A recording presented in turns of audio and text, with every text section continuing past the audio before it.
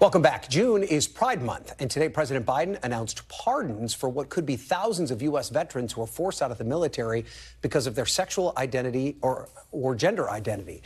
The action grants pardons to LGBTQ service members who were convicted of sodomy under the U.S. military code, something that was criminalized in the military until Congress repealed the ban in 2013. In a statement, President Biden said that he is righting a historic wrong and emphasized the importance that our armed forces reflect the values of our nation. The action now paves the way for many veterans to recover financial benefits that have been withheld by the government because of their convictions. The Biden administration will continue those Pride Month celebrations with an event at the White House tonight. Joining me on set now is a Democratic governor of Colorado, Polis, who is in town for that White House event and some other events, even as the president prepares for tomorrow's debate. Well, Governor, thank you so much for being here. Obviously, this is a high-stakes situation for President Biden tomorrow night. There have been polls that show him losing ground, particularly with some key Democratic constituencies. They were part of the coalition that brought him to victory 4 years ago. What do you think President Biden should focus on tomorrow night? I always think, every election is about the future. And I know if the president lays out an exciting plan for how America will be better, how costs can come down and people can get ahead, if he has the opportunity to serve another 4 years, he'll be able to win over some of those voters. So I think it's important, really, for both candidates not to get tied into these fights of the past, but instead just to really articulate what's exciting and what the average American can benefit if they have the opportunity to serve. So former President Trump has spent a lot of time trying to paint this characterization of President Biden as being too old, not up for the job, not prepared to take on another 4 years. You have unique insight as a governor, as someone who's spent time with him, particularly a Democratic governor. How would you dispel those concerns that Americans have about President Biden's age? Well, Donald Trump really just can't be the messenger on that because he's as old as Biden. So, I mean, it's one guy saying the other guy's too old and he's just as old. So and I think anybody would say Biden's in better shape, that's for sure. But no, I've worked closely with President Biden. He's doing an amazing job so far. We've worked closely on the Recovery Act. When we had our fires in Colorado, he was out there a couple days later meeting with families and around the table showing the empathy as well as making sure that the disaster recovery was ready to go. And I know that that's a side of him that the American people need to see. And so poll after poll does show a very tight race, even showing President Trump having a bit of an edge. Are your Democratic friends concerned at all about the state of the race right now? And what do you think the Biden campaign needs to do to try and take the edge over former President Trump here? Well, of course, we should be concerned every election, every moment. And this one is going to be a nail-biter, just as the last one was. It's going to be very close. It's going to be decided by a small number of votes. People that either haven't made up their mind or people that are, whether they vote or not, will help drive it. And I think the best thing that President Biden can do is just excite people about what another term will provide for the American people, his plans to reduce costs and keep America safe.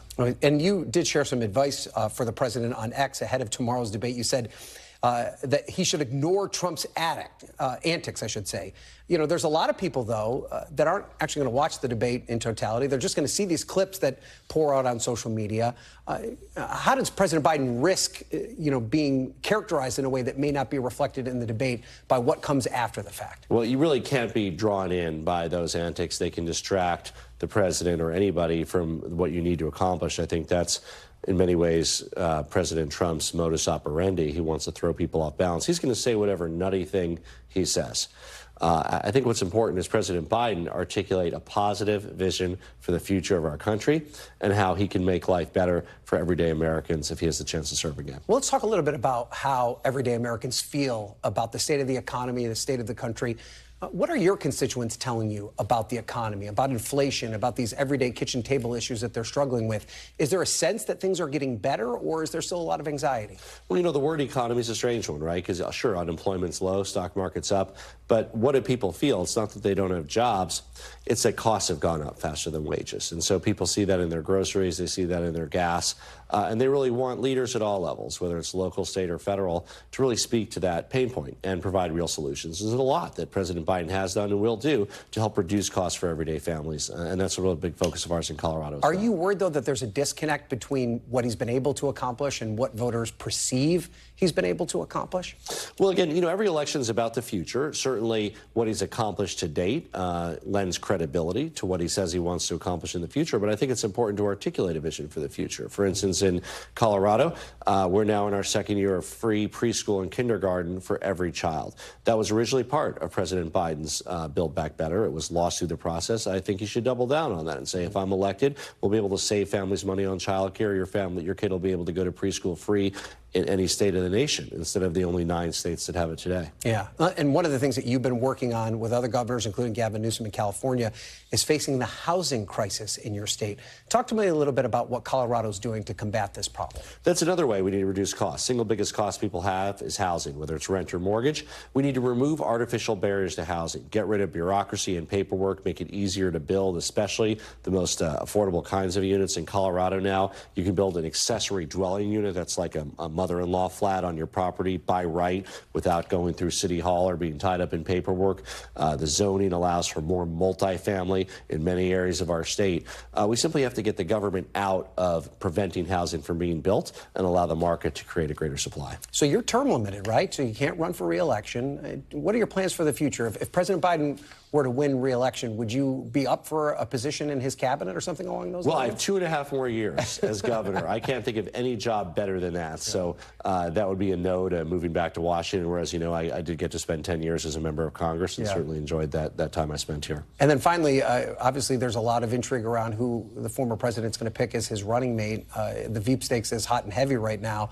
Is there a particular candidate that you think would help or hurt the former president? And how do you think Democrats should run against? I mean, these are the 3 front runners that we're showing now. Governor Burgum, who I'm sure you know is a governor, and J.D. Vance and Marco Rubio. How do you think Democrats should approach the Veep stakes? Well, certainly Donald Trump has not confided in me, who he's planning to choose. But I think the big focus is always on the number one, right? Certainly it's about the presidential candidate. Whoever he picks is going to have to conform their agenda to his agenda, and I think there's plenty of ways to blow holes in that, whether it's the economist projections that show how his agenda with tariffs would increase inflation and costs for American consumers. No matter what the history of these different candidates in supporting different policies are, they're going to get on board if they're selected to be his vice president. All right. Well, there's going to be a lot to talk about over the next couple of months. Governor, I'm disappointed you don't want to move back to Washington anytime soon, but maybe we'll see you back here in the near future. Thank you so much for being here. We appreciate it. A pleasure. Thanks for watching. Stay updated about breaking news and top stories on the NBC News app or follow us on social media.